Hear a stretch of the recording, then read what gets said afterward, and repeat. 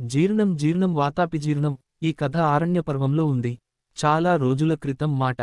అగస్త్యుడనే పేరుగుల బ్రహ్మచారి ఉండేవారు. ఆయన తీవ్ర నిష్ఠతో తపస్సు చేస్తూ సర్వప్రాణికోటిని దయాహృదయంతో చూసేవాడు. ఆయన తపోదీక్ష మహామహులెందరికో ఆశ్చర్యాన్ని ఆనందాన్ని కలిగించేది. అలా తపస్సు చేసుకుంటూ అరణ్యాలలో తిరుగుతుండగా వాని పితృపితామహులు కనిపించి, నాయనా, యోగ్యురాలైన కన్యను వివాహం చేసుకుని నువ్వ సంతానం పొందాలి. లేకపోతే మాకు ఉత్తమ లోకాలు దొరకవు అన్నారు. కులవృద్ధుల మాట శిరసావహించి అగస్త్యుడు తనకు తగిన భార్య కోసం అన్వేషణ ఆరంభించాడు. తిరిగి విదర్భదేశం చేరాడు. ఆ రాజుగారి ఇంట మెరపు తీగవంటి లావణ్యంతో నిర్మల సరోవరంలోని నల్ల కలువవలె పెరుగుతున్న లోపాముద్రను చూశాడు. అందచందాలలోనే కాదు వినయగుణ శీలాలలో కూడా ఆమె యోగ్యురాలని గ్రహించాడు. ఆ మహారాజు అగస్త్య మహర్షి రాగానే ఆయనకు స్వాగతం పలికి అర్ఘ్యపాద్యాలతో పూజించాడు. వారి పరిచర్యలకు సంతోషించి ఆ మునిచంద్రుడు, మహారాజా, మా వంశాన్ని ఉద్ధరించే ఉత్తమ సంతానం కోసం నీ కుమార్తెను నా భార్యగా కోరుతున్నాను అన్నాడు. మహారాజు గుండె దడదడలాడింది. మనస్సు ఆందోళనలో పడింది. చీనాంబరాలతో మణిరత్న భూషణాలతో హంస్తులికా తల్పాలమీద రాజభవనంలో వందలాది దాసీజనాల సేవలందుకుంటూ ఇంద్రభోగం అనుభవించవలసిన తన కూతురు ఈ మునీశ్వరుడి భార్యగా వనవాసం చేస్తూ పటకుటీరాలలో నారచీరలు ధరించి కందమూల ఫలాలు తింటూ జీవించగలదా అనే సందేహంలో పడ్డాడు. ఈ వార్త విని మహారాణి విచార సాగరంలో మునిగింది. అది చూసి లోపాముద్ర చిరునవ్వుతో తండ్రిని సమీపించి, నా వల్ల మీరు కష్టాల పాలు కానవసరం లేదు. నేను సంతోషంతో ఈ మునీశ్వరుని భార్యగా ఆయన సేవచేసి వారి అనుగ్రహం పొందుతాను అంది. విధి విహితంగా లోపాముద్ర పరిణయం జరిపించాడు మహారాజు. లోపాముద్ర తన ఆభరణాలు, చీనాంబరాలు విడిచినార చీరలతో సామాన్య మునిపత్ని వేషంతో ఆయన వెంట అరణ్యానికి వచ్చి నిరంతరం పతిసేవలో ఆయన హృదయాన్ని చూరగొన్నది.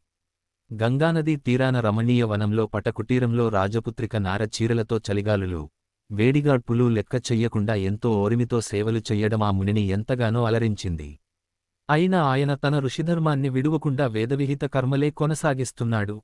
రోజులు సాగిపోతున్నాయి. కాలచక్రం తిరుగుతున్నది. ఆ విధంగా కొంతకాలం గడిచాక ఒకనాడు లోపాముద్ర ఋతు స్నానం చేసే సర్వాంగ శోభతో ఆశ్రమ ప్రాంగణంలో నడయాడుచుండగా మహర్షి మనస్సు చలించింది. ఆమెను చేరబిలిచి చెయ్యి పుచ్చుకుని బుగ్గ ముద్దాడబోగా ఆమె మందహసంతో వెనుదిరిగి, స్వామి, ఆశ్రమ ధర్మానుసారం మనం ఈ పటకుటీరంలో దర్భశయ్యలమీద జీవితం గడుపుతున్నాం. ఇప్పుడు మీకు సంసార సుఖం కావాలంటే నేను మానాన్న గారింట ఏ భోగభాగ్యాలతో ఉండే దానినో అవి సమకూర్చగలిగితే సుఖంగా ఆ సంతోషం మీకు అందివ్వగలను అని క్షణం ఆగి, మీ వంటి మహాతపస్వికి అవి సమకూర్చడం నిమిషాలలో పని. నా ఋతుకాలం పూర్తి కాకుండా అవి సమకూర్చండి అంది. ఆలోచించాడు. ఆ మునీశ్వరుడు ఈ సాంసారిక సుఖం కోసం తపశ్శక్తిని వ్యయం చేయుడం ఇష్టం లేకపోయింది. ఏ మహారాజునైనా అర్థించాలని బయలుదేరాడు. వెళ్లి ముగ్గురు మహారాజులను దర్శించి, ఎవరికీ కష్టం కలగకుండా మీ ఆదాయంలో నాకెంత దానం చెయ్యగలరు అని అడిగాడు. వారందరూ తమ ఆదాయ వ్యయాలు సమంగా ఉన్నాన్నారు. వారి సూచనానుసారం ఇల్వలుడనే దానవరాజు దగ్గర కావలసిన సంపదలన్నీ ఉన్నాయన్నారు. ఆయన ఈ రాజులను వెంటబెట్టుకుని అదే బయలుదేరాడు. ఈ ఇల్వలుడు వాతాపి సోదరుడు. వారిద్దరూ ఒక అరణ్యంలో ఉంటూ ఆ దారిని వచ్చేవారిని భోజనానికి పిలుస్తారు. వారు రాగానే వాతాపి మేకలా మారిపోతాడు. ఆ మేకను చంపి వండి పెడతాడు ఇల్వలుడు. వారు హాయిగా భుజించాక ఇల్వలుడు, సోదరా, వాతాపి అని పిలవగానే వాడు పొట్ట చీల్పుకుని బయటపడగానే అన్న దమ్ములిద్దరూ ఆ అతిథిని వండుకు తింటారు.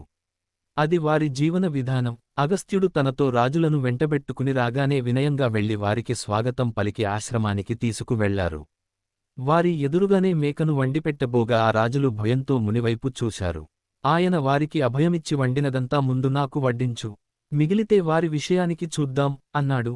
సరిగ్గా అదే సమయానికి ఇల్వలుడు, సోదరా, వాతాపి అని అరిచాడు. అది విని అగస్త్యుడు, ఇంకా ఎక్కడ వాతాపి వాడింక తిరిగిరాడు అని నవ్వగా ఇల్వలుడు భయపడి, స్వామీ క్షమించండి, మీకు నా సర్వసంపదలూ ఇస్తాను అని తన వద్దనున్న మణిరత్న మవర్ణ రాసులు రథం మీద ఉంచి ఆయనకు అర్పించాడు. ఆయన కదలబోతుండగా ఆయనను సంహరించబోగా మహర్షి వెను తిరిగి హుంకరించాడు. ఇల్వలుని దేహం గుప్పెడు బూడిద అయింది.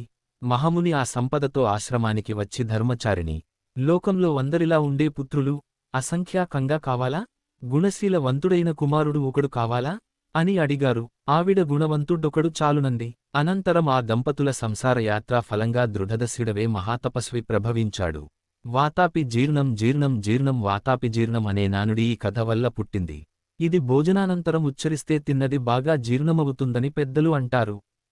భక్త బృందంలో చేరడానికి లైక్, షేర్ మరియు సబ్స్క్రైబ్ చేయండి. మీ విలువైన సూచనలు సలహాలను కామెంట్స్లో తెలియపరుచగలరు.